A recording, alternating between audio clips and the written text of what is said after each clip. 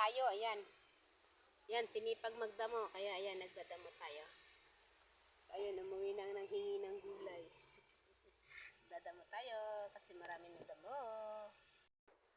Marami na kasi mga damo. Kaya tatanggalin natin.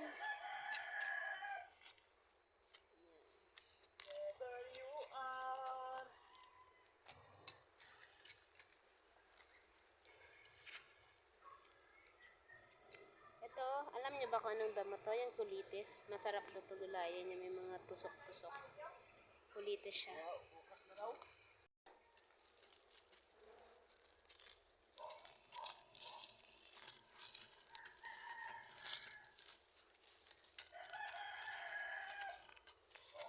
Daming damo. Kasi, nag-ulan mga nakarang araw. So, mabilis siyang maglago.